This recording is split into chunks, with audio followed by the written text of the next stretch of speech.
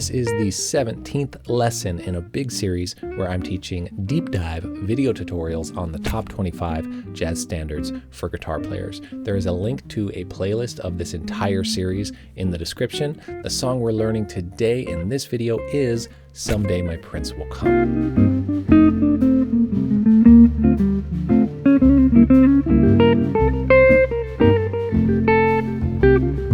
If you're here to just learn the chords or just learn the melody or just learn the scales you need to improvise over the tune, or you're just looking for the tab for Someday My Prince Will Come, just use the timestamp links in the description to go to the section that you're looking for. But of course, watch the whole thing. We cover a lot of good stuff. Here's a list of what we're going to go over in this video. First, I'll tell you about the song and why it's worth learning. Then I'll teach you the melody by clearly demonstrating it on the guitar with notation and tab on the screen. I'll teach you the easiest chord shapes and the most common jazz guitar chord shapes for Someday My Prince Will Come, all with chord diagrams on the screen. I will do analysis of the melody. I'll do analysis of the chords. I'll teach you the scales you need to be able to improvise over this tune, all with demonstrations and scale diagrams on the screen. I will also demonstrate and talk about chord tone soloing. I'll give you a comping tip, and in every lesson in this series, I include a unique piece of advice for how to truly internalize a jazz standard on the guitar, so I will share that. And lastly, I'll give you a guitar listening recommendation for Someday My Prince Will Come.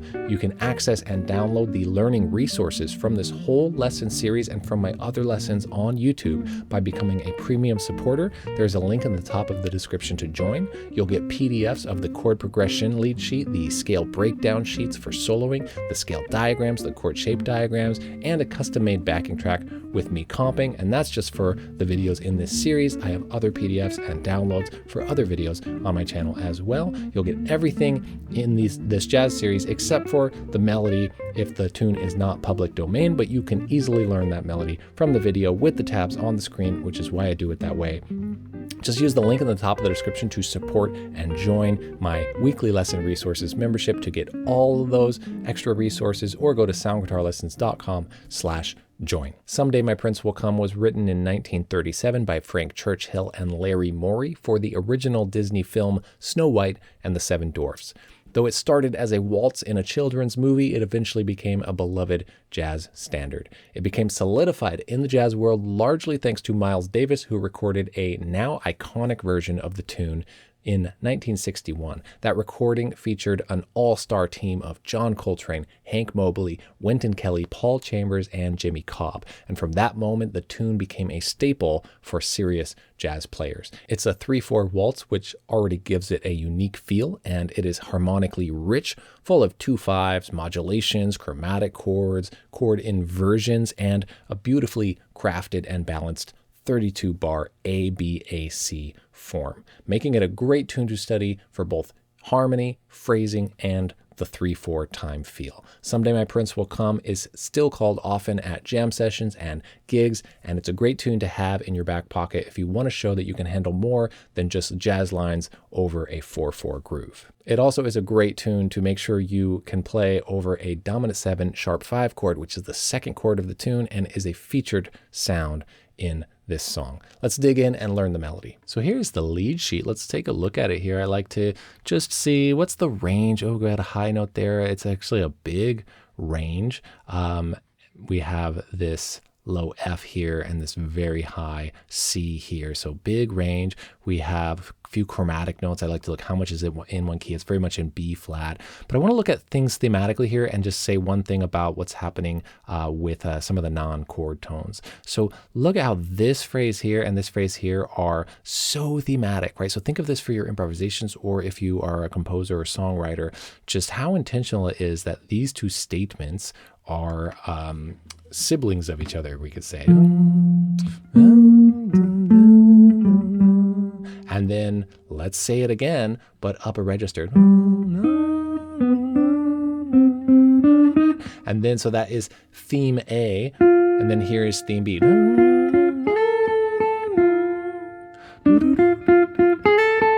Right, not only does that repeat the rhythm, but it repeats the actual notes as well. So it's funny when a song is so well done, it's always so much simpler than we think. Sometimes writing our own music, we make it so much more complicated and don't do things as thematically. So for improvisers, for composers, I just like to soak that stuff in. It's one of the best reasons to even study these songs. But let's look at what's happening here. This is a non-chord tone of E flat major, and it is coming from a skip, and then it's going down by step to a chord tone. This is called an appoggiatura.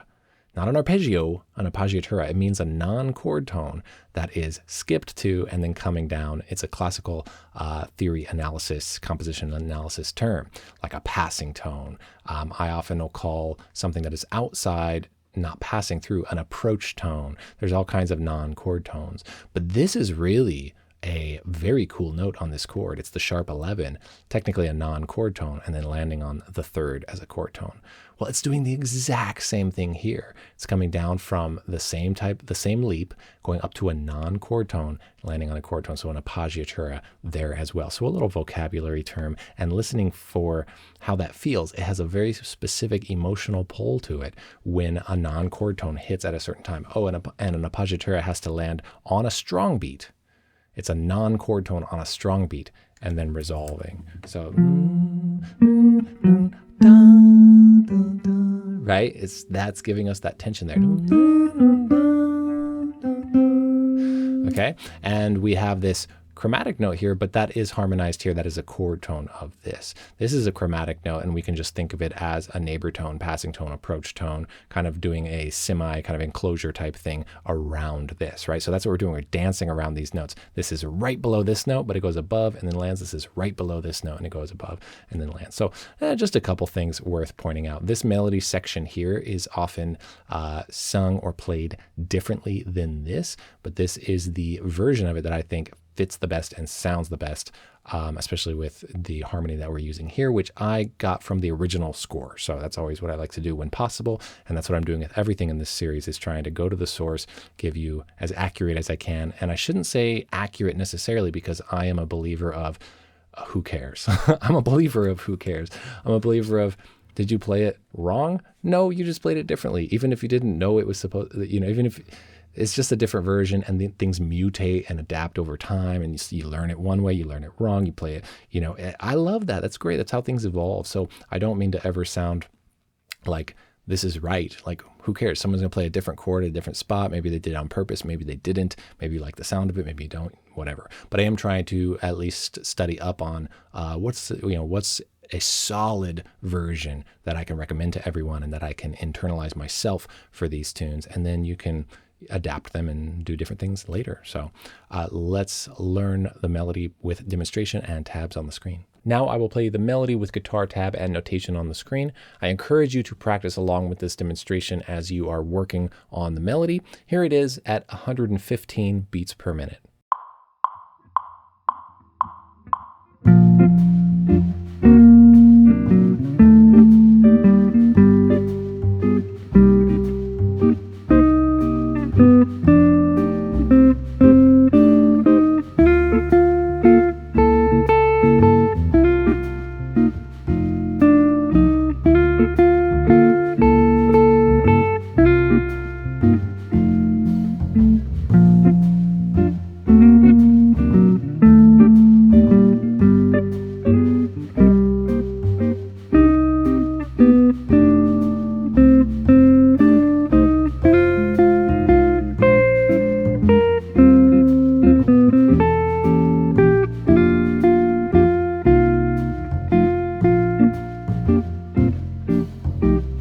Let's look at the chords now. Before I just demonstrate the chords with chord shapes for you and all of that, let's talk about them. We're in the key of B flat major, B flat 6 here, B flat major and B flat, or major 7 and major 6 off any root are completely interchangeable.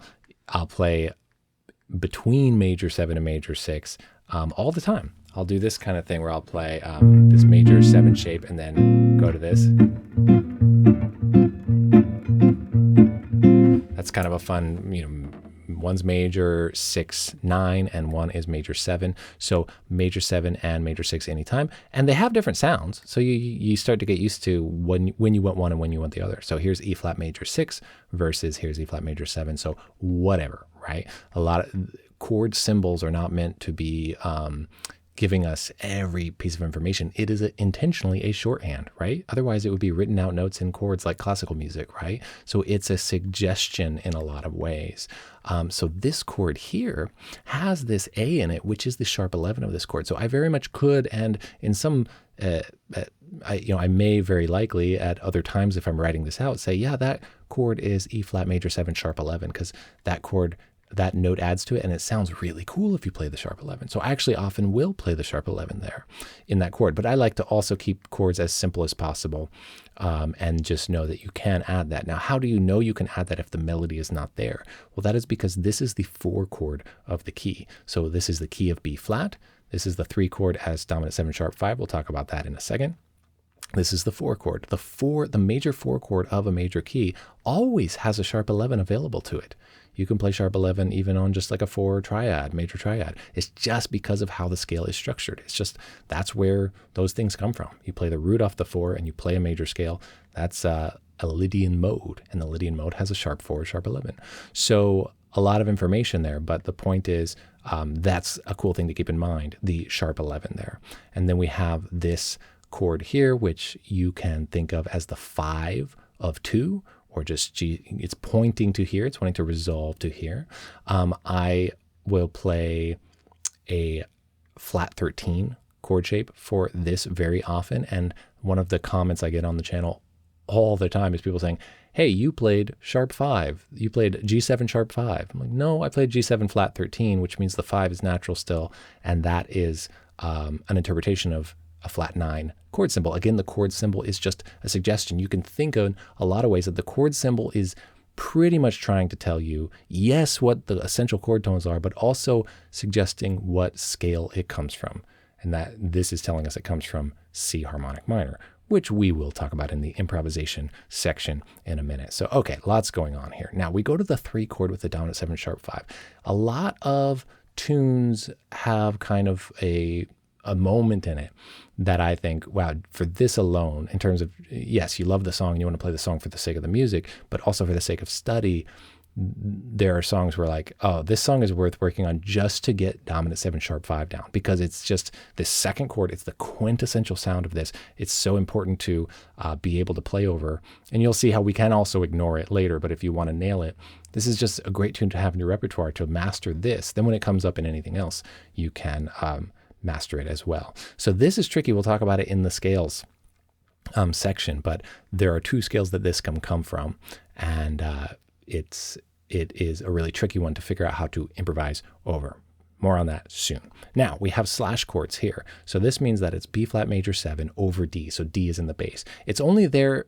I like to include these when I think we should, when we actually should adhere to them. So the chord shapes I'm going to show you are going to be, even the shell voicing chord shapes, they are going to be this slash chord version. So we're going to include D in the bass on those. We're going to include F in the bass there on that chord.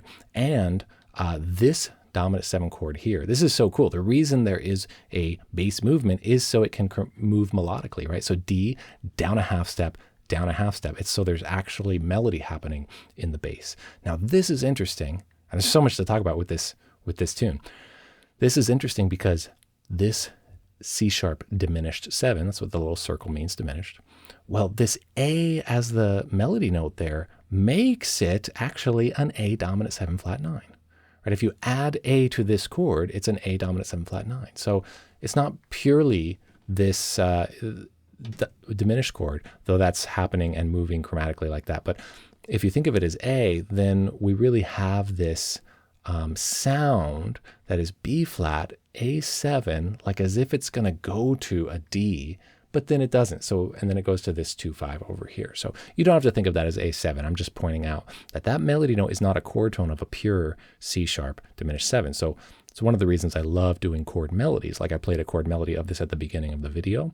And that's what makes me see and hear and feel and realize all this stuff. Like, oh, that is something different, because I have to play the chord and the melody at the same time. So now I'm learning about what is really going on there. So, well, lots of information there. Let's move on to just learning the chord shapes with them on the screen for you and demonstrations. Now I'll play you two different versions of the chord shapes for this tune. I'll play you each chord once each time a chord changes, and I'll show you the chord shape diagrams on the screen as I am playing. I encourage you to practice along with these demonstrations as you are working on getting the chords down. First, I'll play you the chords using the simplest chord shapes possible. These have the root, the third, and the seventh, the root and the guide tones. These are often called shell voicings, and they are widely used in jazz. Here's that demonstration at 115 beats per minute.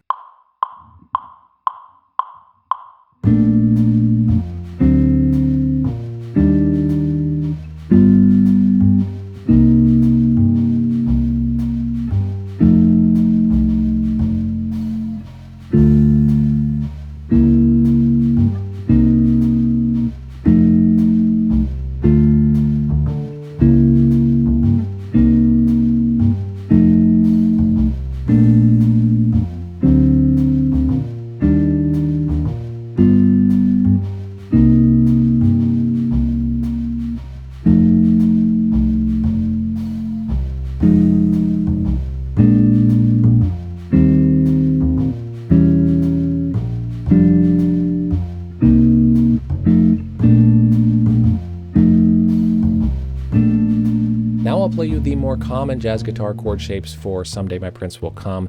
These have an extra note in them and they fill out the sound a little more. This demonstration is also at 115 beats per minute.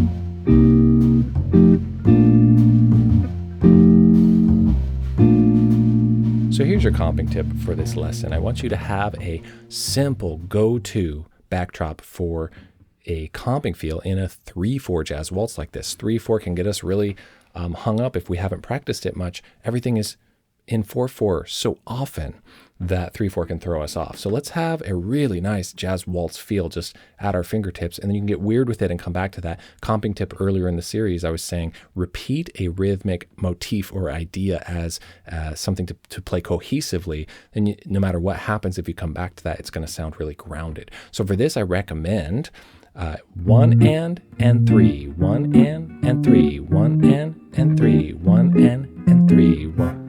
Don't worry about the voicings I'm playing, but just to share because this is really cool. Then I'll get back to the rhythm thing. I played this here for G7 flat 9, and I love this voicing for that. Or this one. This is flat 7 on the bottom, then the major third, then the flat 13, and a flat 13 is always implied in a dominant 7 flat 9 chord unless it's explicitly said otherwise that it's not there. Flat 13 is part of that because it's part of the scale that it comes from, which in this case is C harmonic minor. So flat 7, 3, flat 13, flat 9, or flat 7, 3, flat 13, root. And what's so cool about this, I teach this in my jazz comping mastery courses, which is basically a course on inversions and voicings and mastering them in this kind of way. We do superimposed voicings in the second course in that series. And this is just one of those main principles, which is a dominant 7 chord, flat 9, flat 13, or an altered dominant 7th chord. You can play a voicing of that with a half diminished shape based on the flat 7. So I love this idea of, let's say you know all your half diminished shapes. Huge digression here, but I'm excited about it. So we're talking about this right now. Let's say you know all your half diminished shapes. So you got, or we'll say F half diminished here, and you got F half diminished here, you got F half diminished here, and working out all of those inversion shapes is something that is just a great fretboard study vocabulary to know. The more voicings, the better for comping. It's one of the main secrets to doing better comping. It's just more voicings of the same thing. But then once you know a bunch of voicings of a chord, you can superimpose all of those shapes to do something else. So now, yes, this is F half diminished, but if I play an F half diminished shape anywhere, so if I play this one, or this one, or this one, or this one, any of those, that also functions as a G7, flat 9, flat 13. Because of what I just said, flat 7, 3, flat 13, flat 9. And all of these are just inversions of that. So I could play that, or this, or this, or this, or all of that over that G7 flat. So a little bit of theory there, and take some application, and there's drills and stuff that I do to get all that down. I talk about that in the course as well. So just sharing since I played that, and we're talking about comping right now. So back to the rhythm, which is my main recommendation here, staying on track. 1 and 3, 1 and 3, 1 and 3, 1 and 3, 1 and 3. And I really like the bass chord. So like the bass and then the chord above it. And also I like the short, long, short, long, short, long. And the one variation I might recommend is this, where you play the bass and chord together and you play the chord on top twice. Otherwise, it's the same. So from the top, I'll play that way.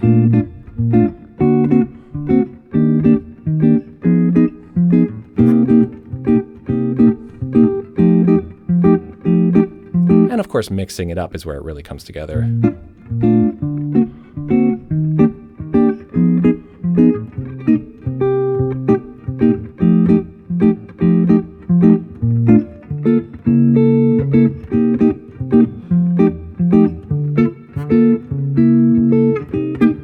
So I'm sometimes mixing it up. Of course, from there, you're going to find variation and varieties. You just have, I like a just solid backdrop. If I only do this the whole time, it's actually going to work. If I only do this the entire time, it's going to sound great. And you are there to support whatever else is happening when you're comping, and comping stands for accompaniment. So you are accompanying. So it's not all about you, and you don't have to do the craziest stuff. Something solid, something cohesive, something rhythmic. So in any tune, that's a great idea. In 3/4, let's make sure we have that down, and that's the rhythm that I recommend. That's your comping tip for this lesson. Next, I will show you 2 different options for the scales you need to be able to improvise and solo over the Someday My Prince Will Come chord progression. I will demonstrate and show diagrams of all the scales in one specific overlapping position on the fretboard. Let's dive in and look at what those scales are. All right, here's our complete scales sheet. The complete scales sheet concept is that we are looking at every scale that every chord comes from, because every chord comes from a scale. And so that scale just needs to have all the chord tones in it, and then it is a scale that the chord comes from. And many chords come from multiple scales. And I like to make sure that I have one option that I'm fluent with, so I can express myself, so I can play something melodic, because nobody cares what scale you choose. They care if it feels like it's fluid. They care if it feels like it's connected. They care if it just sounds like music is happening and that someone's having fun and has energy to it, right? They care about phrasing and spacing and something that feels like a statement. So let's just hone in on something that works and master that, and only explore beyond that after we feel like we can actually play through the tune with these things to study them. So my preference for this chord here, which is the tricky one, this is obvious. Key is B flat major scale, da da da. Okay, well this is the chord to study here. The altered scale is my preference. There are two scales that the dominant 7 sharp 5 chord comes from. It's either the whole tone scale, because the whole tone scale is just all whole tones, and the sharp 5 is in that, and all of the chord tones, 1, major 3rd, sharp 5, and flat 7, which are the chord tones of this, those are all in the whole tone scale. They are also all in the altered scale. Okay, very different sounding scales though, because the altered scale also has a flat 9, and it also has a flat 3rd, and those are not in, or you could call it a sharp 9. It technically is a sharp 9.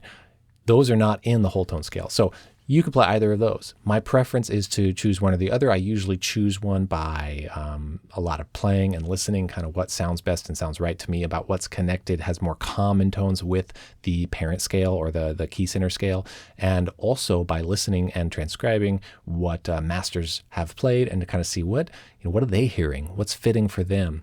And my conclusion for this one is that the altered scale is my preference, but either one truly works. They both sound fantastic, and they both have that exact quality that dominant 7 sharp 5 chord there has. So the altered scale is the same thing as a melodic minor scale, the 7th mode of the melodic minor scale. It's called the super Locrian scale, also as the 7th mode of melodic minor. So who cares what you call it? It's a collection of notes. Everything counts as a chord tone when you're playing the altered scale. Though when it's altered scale over dominant 7 sharp 5, I do find that when you play the altered scale, it kind of turns it more into an altered chord. So I like to hit some key chord tones here, and I'll demonstrate chord tone soloing in a minute as well. So we're doing complete scales. We're going to do simplified scales where you can also ignore this on purpose, and we're doing chord tones. And that's the kind of complete triangle that we want to make to sustain our improvisation and keep it interesting and have many ways to explore improvising over chord changes.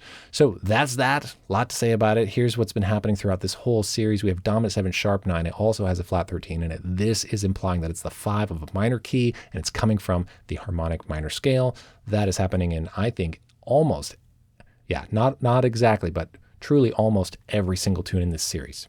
So a couple exceptions like Impressions and So What. So yeah, usually that means it's going to go to that next, so C minor. We'll go back to B flat major because that's the 2 and that's the 5 of B flat major scale. If you don't know what to do there, do a melodic sequence, do one of those patterns that I talked about. And actually, I haven't talked about it yet because it's in my outline. You'll hear about it in this video. It is my internalization tip to do melodic patterns and sequences and intervals when you're just in a major scale. So coming up, stay tuned in this video. So straight up just a diminished scale is what I recommend here. That's great. Diminished scale there. All of these diminished chords have the diminished scale. There's that E diminished. Everything else is just super straightforward. This is repeating itself. This is all B flat major here. Because this melody note here that I talked about makes this officially an A7 flat 9, you could also play, what is A7 flat 9 pointing to? What is A7 flat 9 coming from? 1, 2, 3. What's your answer? Remember this? It is D harmonic minor because A7 is the 5 of D. So A7 flat 9 is pointing to a D minor, D harmonic minor. So you could play D harmonic minor here. So see what I mean? D harmonic minor includes all those notes, and C sharp diminished scale includes all those notes. So again, I'm recommending my kind of default preference for all these scales. So of course, I'm going to show you all the scales with diagrams on the screen, and then I'm going to demonstrate improvising with them so you can hear that it really works. Let's do that. So here are the scale diagrams and scale demonstrations of the scales we need to know to improvise over Someday My Prince Will Come, and they are all in my SLIM location system. SLIM stands for Single Location Improv Method. It's a fun little acronym there for just this way that I devised for practicing very systematically in roughly one position on the fretboard in every key through every scale form, chord tone form. So I can then therefore know that I've covered every possible physical shape and how it relates to the root, and then it unlocks the rest of the fretboard from there. It's amazing how well it works. I mean, I was really struggling with this stuff until I kind of stumbled on that. That's exactly what I teach in my course called Nail the Changes. I go over all of that. So we're going to do the SLIM location scales here, and I'll just demonstrate them up and down, and then I will demonstrate improvising with them over the scale form. Here is B flat major scale.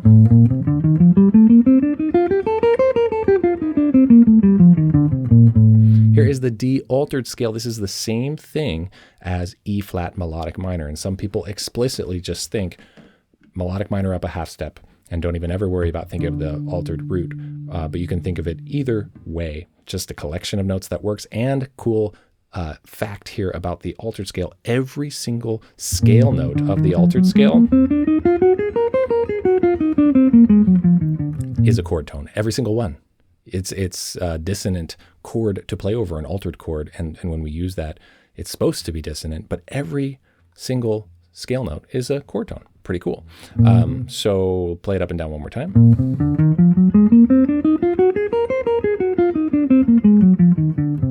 I'm just all inspired to give you little side tips on this one for some reason. Let me just share one thing. I'm going to go down. That fingering there, I'll say my fingering. 3, 1, 4, 2, 1, 4, 2, 3, 1 again. 3, 1, 4, 2, 1, 4, 3, 1, 4, 1. This right here is what I call the inchworm technique, because I contract in this way and then expand out that way with zero tension, no stretching, no even shifting. Can't help it but share these little side tips sometimes. So that's a way to play all the scales in an absolute physically, ergonomically stress-free way. Here is the C harmonic minor scale.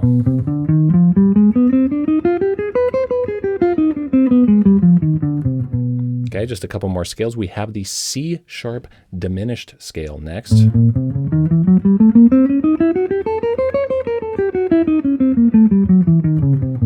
I love that one, and it's pretty, actually, the top 4 strings are so easy to memorize. I think of the root right here, and it doesn't matter where the root is, I just see the diminished scale in the top 4 strings as this shape, finger 1, 3, 4, 1, 2, 4, 1, 3, 4, 1, 2, 4. And yes, there's a note here, and yes, there's all these notes here, but that is so easy to think of. 1, 3, 4, 1, 2, 4, 1, 3, 4, 1, 2, 4.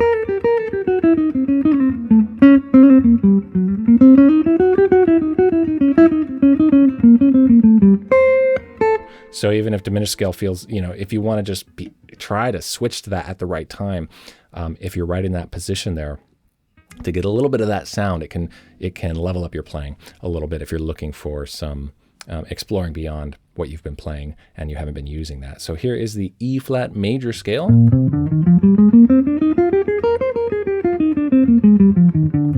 And here is the E diminished scale. Now this is cool in the slim system. It's the only time it goes all the way over here. Usually we're trying to stay within 4, 5, 6 fret position and maybe 7. And for a specific reason, this one expands way over here.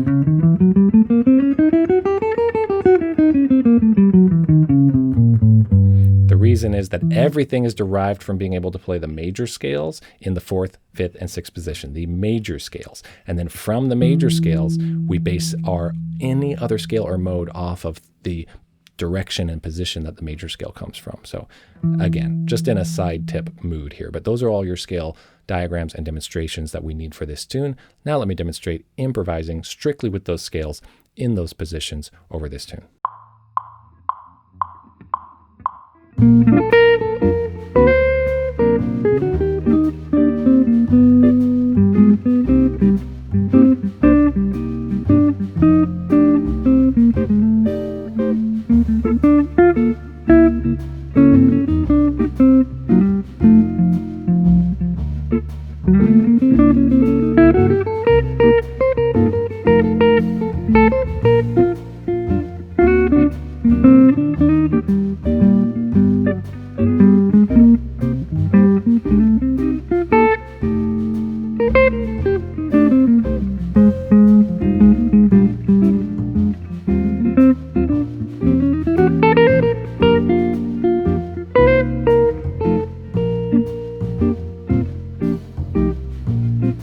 This is one of my favorite moments to reveal these simplified scales, because the complete scales, every scale that every chord comes from, oh my gosh, so many scales. Changing is so hard. Changing scales in the moment is so hard. Hearing that, how are you going to get it all down?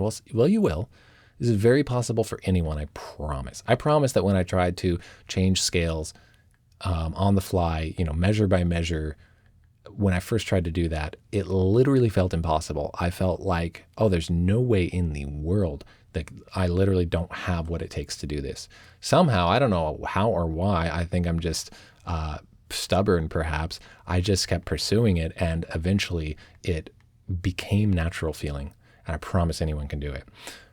Beautiful thing though is that to get to the point of just playing through a tune, which should be one of our main goals, we can just simplify the heck out of all of that, because this is B flat major, and this is in B flat major, and this is in B flat major, and this is in B flat major. So we have 3 beats of it going outside of B flat major. And only one note here is different than B flat major. It's only one note outside of it. Only one note is outside of B flat major here. And so, yeah, you don't need to even to avoid those different notes. It can be crunchy over that. You can play ideas that are so melodic that this under it sounds like it is supporting it, not like perfectly harmonically supporting it, but that it's moving through it, right? Like, yeah, so what? There's a little tension here resolving to here. You don't have to nail that, right? So the way to get variety in our playing is we want to nail it. It sounds amazing too. We also want to intentionally ignore it. One is this microscopic level and one is this zoomed out level. You can play big, broad ideas. Your idea can last from here to here. Your idea can last from here to here.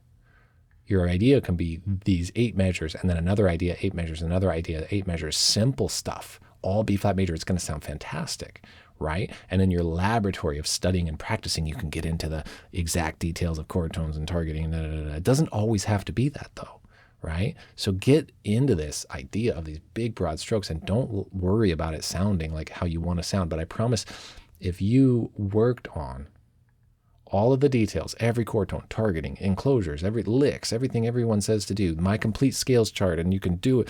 I promise you, if you got deep into that and you worked on it for years, you would eventually do this. Not prefer it, not do it instead, not decide it's better, but you would end up doing this. You would play all your detailed ideas, you'd play a bunch, and you'd realize that ideas can be expanded into big, larger ideas. It's a way to extend our expression and our improvisation. So you could play just, a two-note idea through this whole thing and then kind of resolve it to something busier here. Resolve it. Resolving means change. Resolving means, fresh, different. It doesn't always mean this chord to this chord, tension, resolve. You can play extremely sparse and then resolve to playing busier. You can play busy and then resolve to having space. Okay, so resolution is change, is difference. And so the change and difference that I'm trying to help us with here is, one, let's just be able to play through the tune even if we don't like the sound and just know where you are and play B flat major scale, except for right here we change to E flat major scale because that is a 2-5-1 in E flat major. So let's do that and ignore this one. Just keep playing E flat major and then back to B flat major. Can you just play through the tune at all? And try to hit, like, knowing it landed on B flat here, knowing it landed on these big sections, like truly knowing where you are, knowing the melody really well, that kind of thing. Okay. Then go into your hyper detail chord tone mode, go into your hyper detail, your complete scales mode, go into your maybe scale patterns and things like that, or licks, right? And then you're having variety to play with, and variety allows you to have resolution, and resolution allows you to have something to work with to tell a story, right? So exciting stuff. How is this gonna work for you, right? You got to play big ideas, slow ideas, and my internalization tip coming up is going to talk about playing very soon. You'll hear in this video playing melodic sequences and interval patterns that kind of take over and allow this to not feel as important. So, but again, this is B flat major, this is B flat major, this is B flat major, this is chromatic for a second. It's just moving through. Who cares? Who cares? It's the same chord idea. It's the same harmonic idea as a passing tone. Okay, you can play a 1 of a scale, a 2 of a scale, a sharp 2 of a scale, and a 3 of a scale. The sharp 2 is just passing between. It sounds fantastic to move from 2, passing tone, 3. Well, that's what this is doing. So you don't have to change the entire key and harmony and chord you're playing for that passing tone to work. No, you can play passing tone over that chord. You don't have to change the chord for it. Great. Well, same principle here. You can have a passing chord without changing the scale for it, right? Anything and everything. You're an artist. You can do it however you want. We're creating options, and we're creating study, and we're trying to have quality time with music. Okay. So I'm elaborating a lot more in this video, but why not? Right? These are things we need to hear. So enjoy the heck out of this. Just, can you change to E flat major here? Can you just play B flat major? Can you do that? If you can't do that, can you do it as a study? Can you do it? Just mechanically do it successfully, knowing where you are, not worrying about sounding good. Constant notes is a great thing. That's one of my tips from the series. Constant notes. Can you play constant eighth notes in the right scale and change the scale here? Yeah, one note different, but that one note difference is going to sound damn good. That's the flat 3 of this. That's the flat 7 of this. That's that different note. Ooh, it's going to sound good, right? And then you go back to B flat major here. Can you do that? After you can do that, then you can start worrying about ideas that sound better, right? Simplified scales. Okay, I got it for every video in this series. Every tune in the series has simplified scales. That's not true. Some of them are so simple already that I didn't need to, but that essentially means that I did have them. So let's demonstrate it, improvising, and you'll see how it really works. Of course we can do it. I'll show you. Let's demonstrate for that.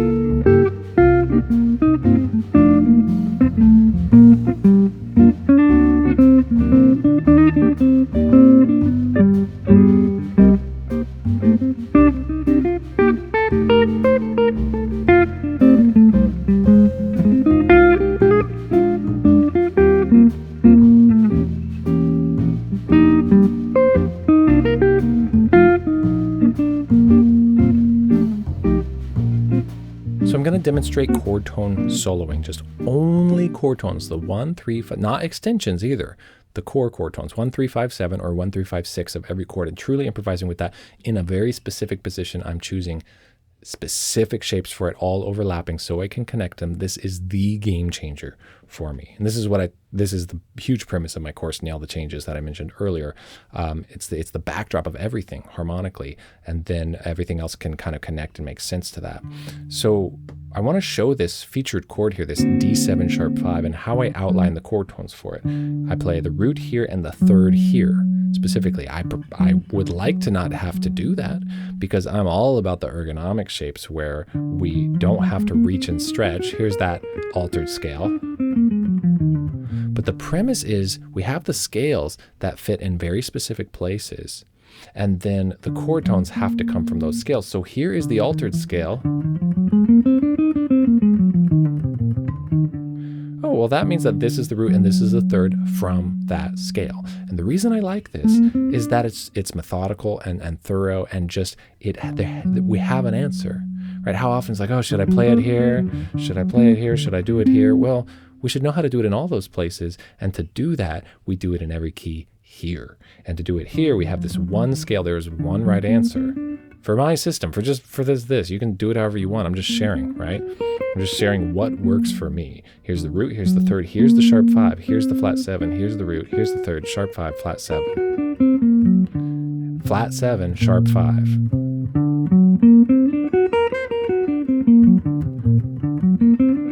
And I have all kinds of ways of drilling this, and oh, I just love that sound. And if you're ever wanting to drill something like that, like if you want to work on this right now, let yourself hop there if you need to. Also, try to do it in a way that is relaxed, because that we don't want to hurt ourselves and stretch like that. But don't just do it up and down only off one place. Do it up and down off every note. So I did it off this. Now start here. Now start here. Now start here. Now, because, and then land back on the one you started on, that was critical for me because I was drilling all my chord tone shapes and realizing and thinking, I have this down. And then improvising and coming to that chord and being at some place, even within this position, where I'm not seeing it. And that's because I'm landing on this note and then not seeing from that note how the chord kind of is mapped out from there. Oh, well, because I didn't practice the arpeggio starting on that note. So I practiced the arpeggio starting on every note. And then, okay, well, if I end up on next to any note when I'm improvising, I should be able to, continue to play and not get stuck and not get lost. So just wanted to share that for you, mapping out how that chord particularly works with the chord tones. Now I will demonstrate improvising with only chord tones.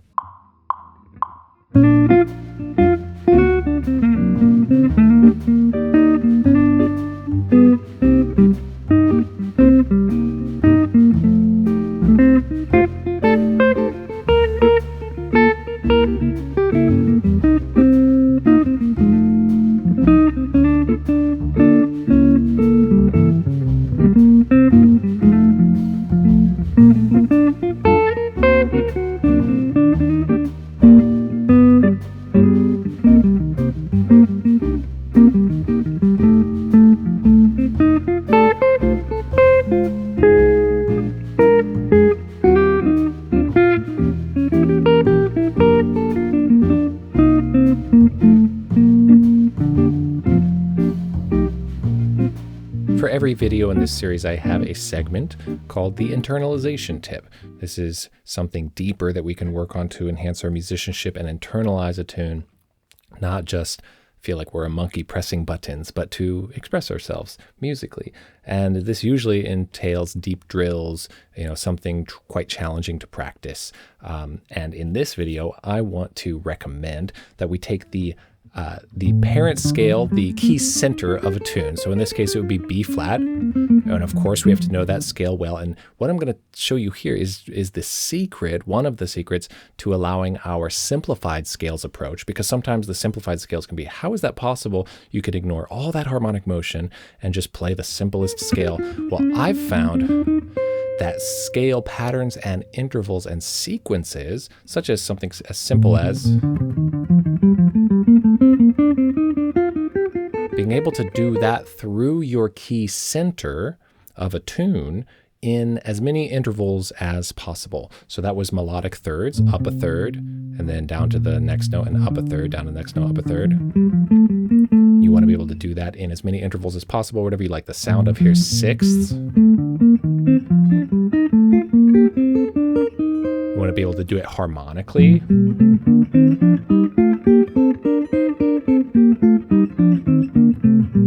There's sixth there. And what I find is that intervallic sequences and melodic patterns kind of overpower it overpowers everything else, and it creates this pull that even if there's something harmonically happening that you're ignoring, like let's say you have that B flat major 7 over D and then that C sharp diminished there. And it's like, well, and then it's going to go back to the key of B flat. Well, that's one measure, 3 beats of this chord that's technically outside of that key, but it still is overall, it's just a passing chord in the key. And nailing it sounds amazing. That's why we practice chord tones. That's why we practice the complete scales.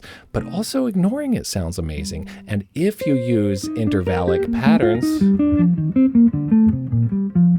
or something like that, and it could be a scale pattern too. That's kind of like playing in seconds in a way, and that sort of momentum tends to take precedent over the harmonics, the harmonic motion that's happening underneath. That's kind of becomes a secondary role. So the ear latches onto something that is a pattern, right? So maybe you want to do fourths like that, or if you want like a modern sound, maybe on some tunes that might be appropriate, maybe not others, but the sixths and the thirds sound amazing. Do it with sevenths. And I know that all these lessons and all the lessons out there, and me saying, here's an internalization tip, and this is really hard, and take your time with everything. I know that it can get overwhelming. Like, okay, great, now I have to map out all my scales. And this is different. You're doing it in the key center of a tune. It's different than me saying, hey, everybody, map out your scale in sixths like this, which I love doing. And I have a lesson on that. And I have a lesson on doing it in fourths and all that, because I love that stuff. But this is why we do it, right? Now we're in the key center of the song wanting to do it. And now if you do like a little moment like that, it's breaking things up and not just always sounding like just a linear scale for yourself. So we're in the tune, But what I was going to say is that this is a side note, because I'm all into these side tips here in this lesson. And this is my core philosophy, and you'll probably hear me say it a million times if you continue to follow my teaching, which is just that the quality time of showing up is the absolute center, the cornerstone of everything that we are going after. The quality time, not just showing up consistently, but showing up to practice and work on these things and making sure that what you're playing feels nourishing, then you are fine. You're doing fine. No matter how much you learn, you could practice 8 hours a day and years later it will feel like you touched a drop of water in the entire ocean. So it's never going to feel like enough. So just know that all of this stuff is to present us with options to get nutrients during our quality time. Show up for the quality time, and then you say, ooh, if it sounds fun, oh yeah, I want to map out in sixths, and then I want to use that with the simplified scales, and boom, wow, now my solos sound less like a scale and I actually can play mostly B flat major for that whole tune. And oh my gosh, it kind of works instead of how it sounded before, right?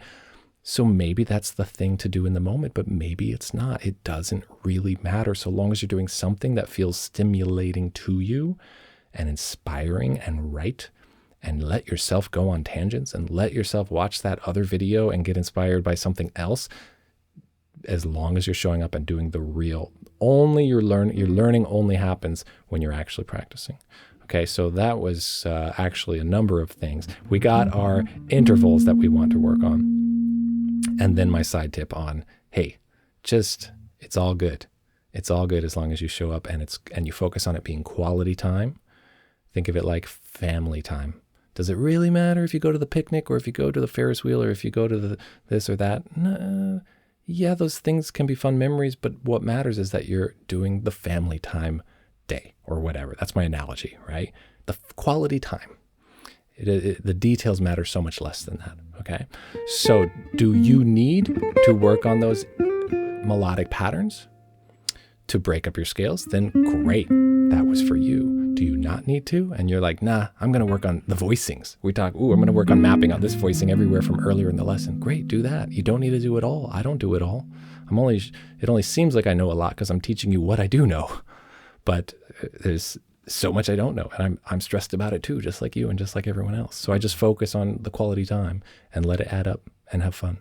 So side tip in a lot of ways, and that's my internalization tip as well. I'll give you my Someday My Prince Will Come guitar listening recommendation in 1 second, but first you can access and download the learning resources from this whole lesson series and from my other lessons on the channel by becoming a premium supporter. You will get PDFs of the chord progression lead sheet, the scale breakdown sheets for soloing, the scale diagrams, the chord shape diagrams, and a custom-made backing track with me comping. You'll get everything except for the melody sheet music when the song is not in public domain, but you can easily learn the melody from this video. Just use the link in the top of the description to join and support and get all of those extra resources, or go to soundguitarlessons.com/join. If you want a jazz guitar listening recommendation for Someday My Prince Will Come, I recommend Emily Rimler on her album Cookin' at the Queen's. There's a link to a playlist of all of my listening recommendations in the description for this whole series, both a YouTube playlist and a Spotify playlist. Make sure you listen to that or listen to some other version. The Miles Davis version is great. I just am recommending specifically guitar players doing all the songs on this list, but listen to a version over and over and it will get in your ears and help your playing a lot. And make sure you are subscribed because I can't wait to see you in my next lesson. The next video in this series will be song number 18 in this Top 25 Jazz Standards for Guitar Players list, and it's going to be Body and Soul. Hit that like button and leave a comment to let me know if you liked this lesson. It really makes a difference and it helps the video reach more people. Check out the description for all the links I've mentioned and for how you can support the channel. I appreciate you so much. Thank you for watching. Take care and happy practicing.